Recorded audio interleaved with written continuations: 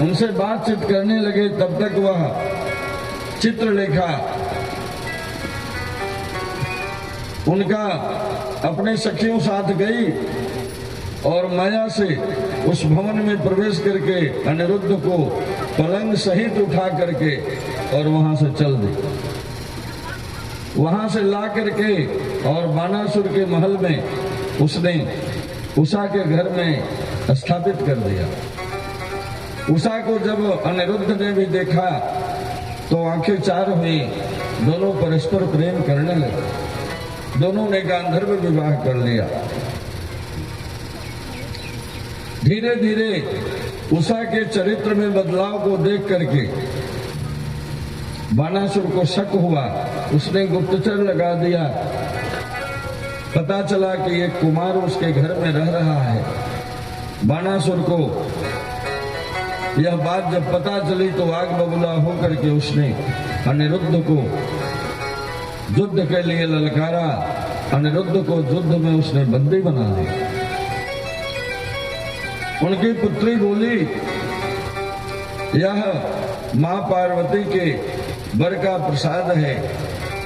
इसने कोई मेरे साथ जबरदस्ती नहीं की, मैं इससे प्रेम करती हूँ। लेकिन कहा नहीं, मैं इतना बलवान बानासुर की पुत्री एक रणछोड़ के पौत्र के साथ विवाह नहीं करे। भगवान को जब यह पता चला कि अनिरुद्ध नहीं है, तब उन्होंने सुदर्शन जी को बुलाया। कहा, यह घटना आपके रहते कैसे हो गई? सुदर्शन जी ने हाथ जोड़ करके भगवान से प्रार्थना किया, प्रभु यह सब लगता है नारद जी का किया धरा है। हम तो रुक नहीं रहे थे, लेकिन उन्होंने सत्संग प्रारंभ कर दिया। 2 क्षण मैंने उनसे सत्संग किया, इतने में ये सब घटना हो गई, पता नहीं। उन्होंने नारद जी को बुलाया। नारद जी के द्वारा पता चला। उन्होंने यह भी समाचार दे दिया नारद जी ने कि आपका पौत्र जो है वहां बानासुर के यहाँ बंदी है। भगवान ने अपने सेना के साथ चल दिया। यहाँ आकर के सोनेपुर में भगवान ने बानासुर से संग्राम किया।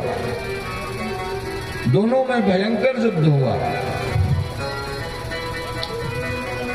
यहां तक कि बानासुर को भगवान शिव का वरदान प्राप्त था कि जब तक मैं रहूंगा तुम्हारी पूरी की रक्षा करूंगा।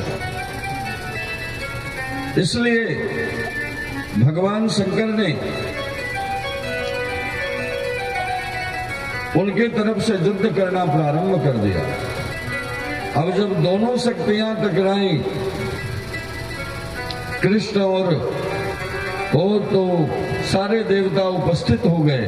उन्होंने बड़ा ही मार्मिक शब्दों में भगवान से अनुरोध किया, आप इस शत्रुओं के लिए